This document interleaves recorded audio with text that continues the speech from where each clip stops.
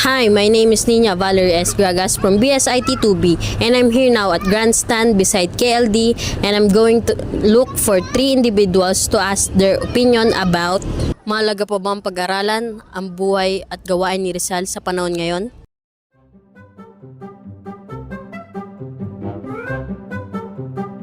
One minute, 37 seconds later. Tell us your name and age, please. My name is Eliza, and 16 years old.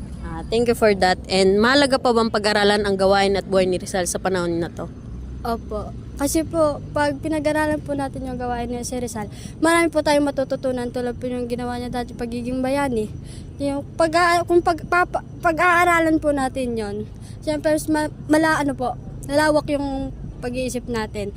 At kung ano po ginawa niya, pwede din po natin gawin sa, pwede din natin ngayon gawin.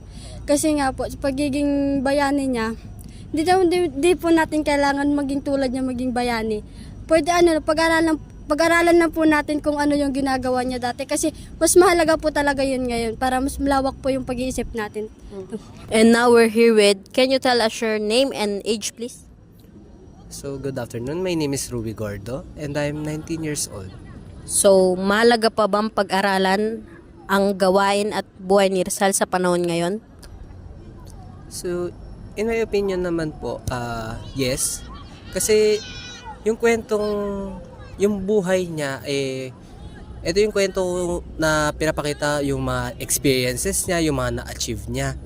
At sa mga na-achieve niya yun, na marami ring lessons na matututunan. Meron din doon yung kwento, yung books na sinulat niya. Ano ba title nito? Limitangere tsaka yung El Filibusterismo. Andun yung, may magandang story about doon. May mga magagandang details na malalaman about sa history natin doon.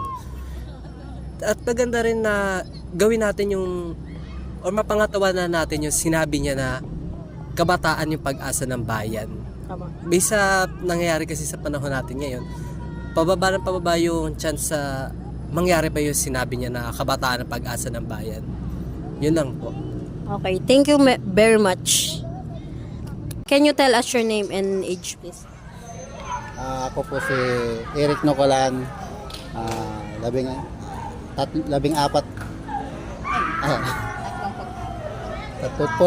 Tatlo. 43 years old na po. Thank you for that. And mahalaga pa po rin ba sa inyo ang buhay ni Rizal at mga gawain ni Rizal sa panahon ngayon? Sa akin, mahalaga pa rin ang pag-aralan ng tungkol kay Rizal sa ngayon para ma-relate din sa mga bata kung gaano ang ginawang paghihirap ni Rizal para tayo maging malaya sa mga mananakop. Tulad ng pagsulat ng mga yung sinulat niya? Noli at Eli na siyang nagbigay daan para tayo maging malaya sa mga banyaga. Salamat po.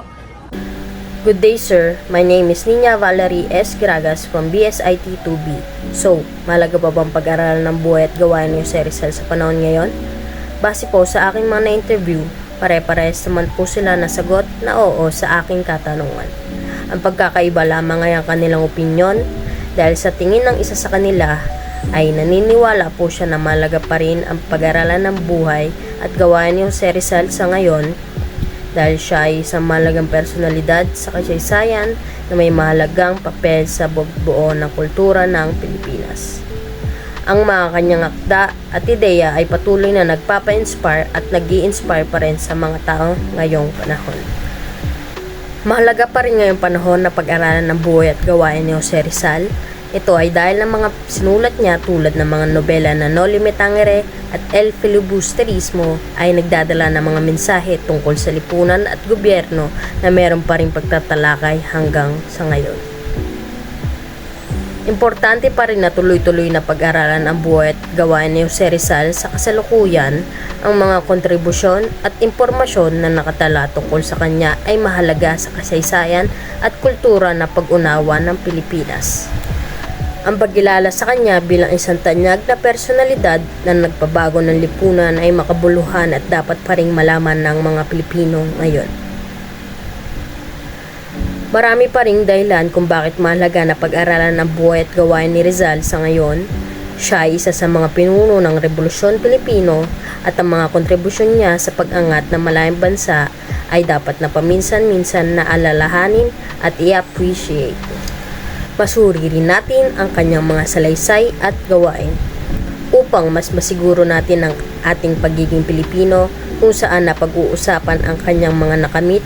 Andito din malalaman ang kanyang mga ginawa para sa ating bayan, kung paano siya lumaban at para din mapahalagahan natin ang kanyang kwento at mapangatawanan ang sinabi niya na kabataan ang pag-asa ng bayan. Si Jose Rizal na isang mahusay na pinuno na nakipaglaban para sa karapatan ng mamamayang Pilipino at tumulong sa atin na maunawaan kung paano sila lumaki at kung paano igalang ang kanyang mga salita at kilos.